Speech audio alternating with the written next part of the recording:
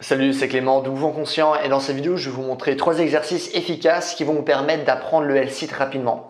Ce qui est particulièrement intéressant par rapport aux exos que je vais vous montrer, c'est qu'ils ne sont pas forcément spécifiques au L-sit.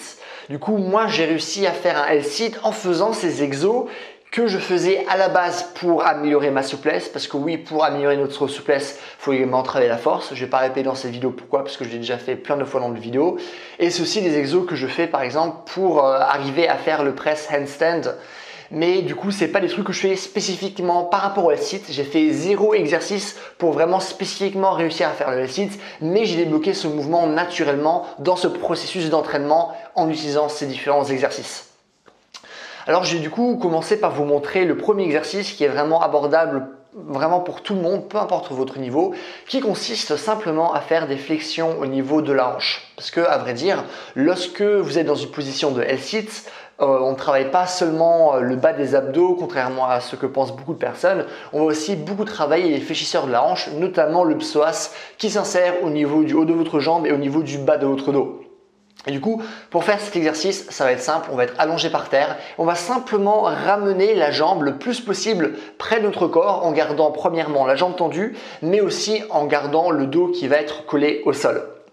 Et du coup, je vais simplement essayer de la rapprocher le plus possible et en faisant ça, vous allez vraiment sentir que ça va brûler au niveau de l'entrejambe, au niveau de votre psoas. Et c'est vraiment la sensation que vous devez avoir en faisant ce mouvement. Ce que je vais faire, c'est qu'en faisant ça, je vais aussi utiliser un élastique. Pourquoi j'utilise un élastique? Parce qu'en fait, il y a toujours une différence de mobilité qu'on peut avoir et du coup d'amplitude musculaire qu'on peut avoir si on le fait simplement activement avec la force de notre muscle ou si maintenant on utilise une force externe qui va nous permettre de grappiller quelques centimètres.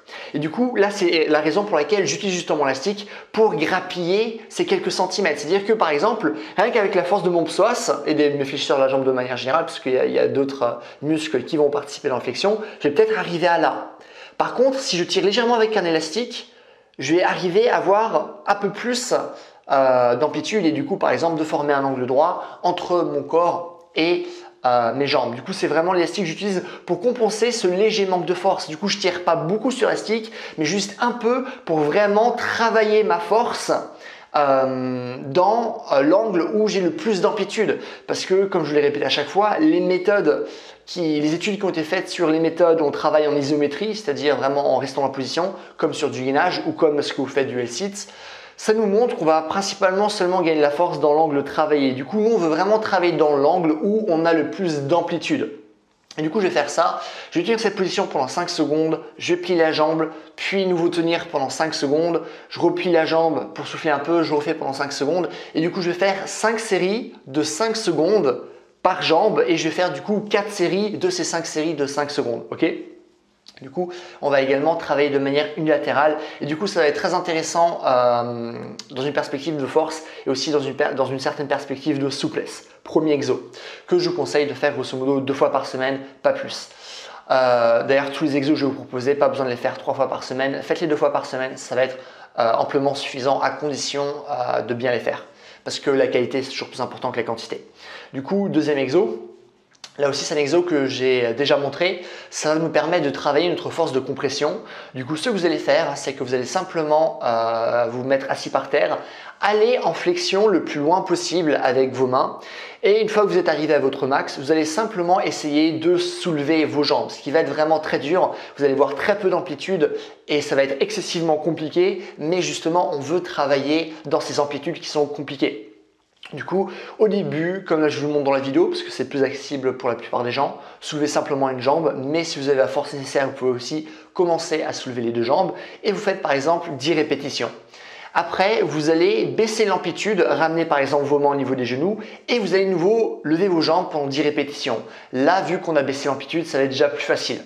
Et une fois qu'on arrive à ce moment-là, on va simplement poser nos mains de part et d'autre des fesses et simplement soulever notre torse, là aussi pendant 10 secondes. Et là, ce que vous pouvez faire, c'est 4-5 séries de cet enchaînement-là et ça va vraiment beaucoup vous aider, là aussi dans une perspective générale par rapport à plein de mouvements de force et aussi dans une perspective de souplesse. Du coup, vous pouvez faire cet exercice-là. Et ce qui est déjà amplement suffisant et ce que vous pouvez faire aussi de temps en temps, rajouter une démarche plus dynamique pour par exemple faire du L-sit en étant accroché, simplement ramener les genoux et faire des mouvements de va-et-vient.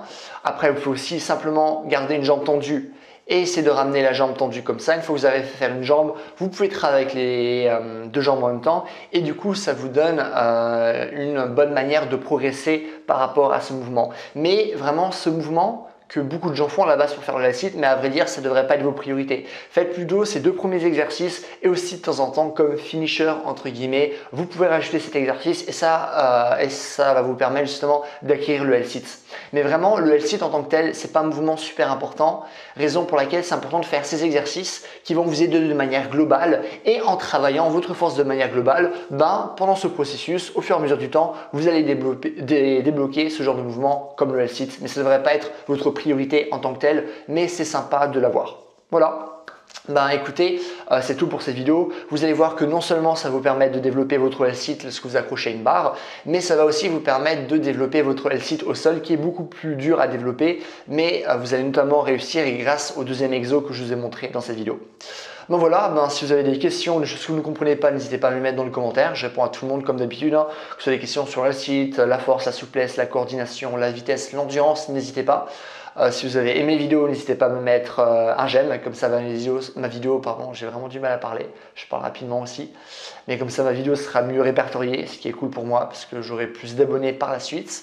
Et dernièrement, si vous voulez un programme qui prend justement en compte ce genre d'exercice et qui vise à développer votre corps de manière globale, justement un programme qui vous parle de comment développer votre force, votre souplesse, votre endurance, votre vitesse, votre coordination, mais un programme qui parle aussi de posture, de rééducation, de douleur, de mobilité, de mouvement de manière générale avec des programmes d'entraînement, n'hésitez pas à aller sur mon site, c'est le premier lien dans la description.